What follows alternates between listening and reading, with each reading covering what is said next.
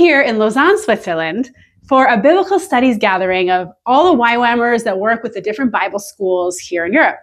And the really fun part about being here in Lausanne is that my niece, Maddy, is on staff here. So I thought that would be really great to introduce you to one of these young YWAMers that works in one of our Bible schools in Europe, and just hear a little bit of her story and why she's doing what she's doing. Mm-hmm. So Maddy, tell us about yourself. Okay, yes. My name is Madeline. I'm also from Canada. I've been on staff here now in Lausanne for around 2 years. Actually, this quarter marks my little 2-year anniversary on staff. I'm involved mostly in Bible schools, but overall discipleship, I would say, as a whole, DTSs, DBSs, one of our Bible schools here. Yes, got a good family. I'm like, I can take you back. It's my favorite color. So maybe I'll leave it there for now. Okay. So you all know Ben's yes. sister, Maria. This is her daughter. Okay. So yes. So very fun. Now, why did you end up doing a DTS and now a DBS, which is a discipleship Bible school? It's a 3-month Bible school that YWAM has. Yeah, that's a good question. So, I first was introduced to YWAM by Uncle Ben, Auntie Ange, their beautiful family. So I always knew. I came to visit YWAM Kiev, actually, I think in 2016. Yes. So I was always a little bit familiar with YWAM.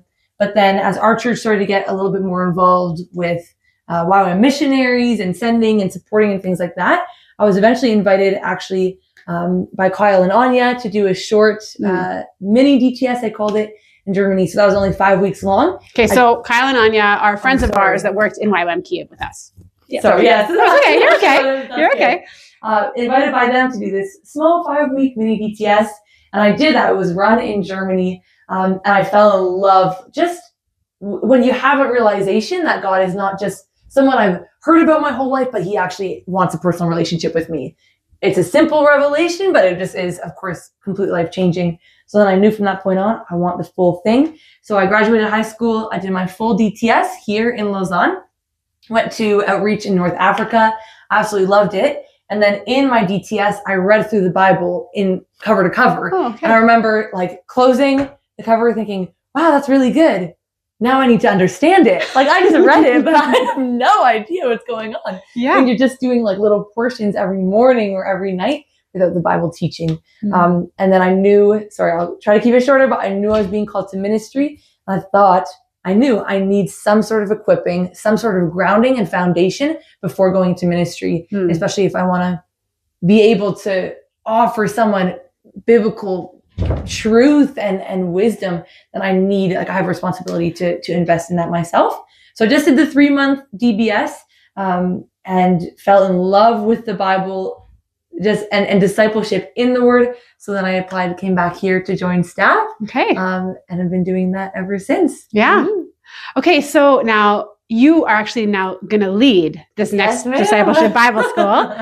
So I guess, and you've staffed a few of them. My question is, when you look at the people that are coming to do this school, people from Europe, people maybe from Asia, people from North America, when they come, what do you feel like their experience of the Bible is at the begining compared to by the end? What would be the fruit of also what they see and throughout it? Yeah. Yeah, man. Auntie Angela, you've been involved in biblical studies way longer than I have. So those aha moments that you can see for someone. I think those are so beautiful to witness. But I think even what I love even more is this, how would you put this into words? This firming up that you can see in people, a solidifying transformation, if you will, of this is who I came into the Bible. I came into the school thinking my God was this way. And now I can see his character throughout. Oh, and he's like this, or I came into this school thinking this about myself, but now I've studied the Word and this is actually what God says about me. Or I've had this question about why the world runs the way it does. And now I'm emerging with a biblical worldview. And that's not to say that all questions are answered. Of course not. That can't happen in 3 months and it shouldn't happen in 3 months. But I think you have both those beautiful aha moments of I thought the God of the Old Testament was different. You always have that. But then also I would say I love to see, because part of my story too is just this firming up, this foundation being built for the way you see yourself, God, and then the world as well. I think that's just that pillar in your life of like, what is truth? That objective truth that just sets you up for the future. So this is something I love. There's so many other things I could say too.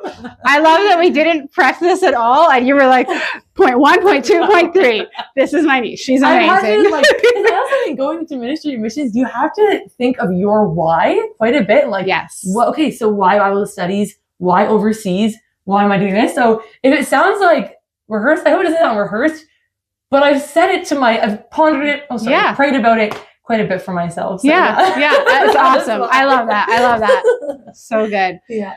Well, I hope that encourages you a little bit, that God is at work in Europe through people like Maddy and some of the other staff, just discipling young people to go deeper in God's word and actually create that firm foundation for their lives so that they can then go out and make a difference in this world. So that's what we do this for. Amen. And thank you to those who send and support and pray.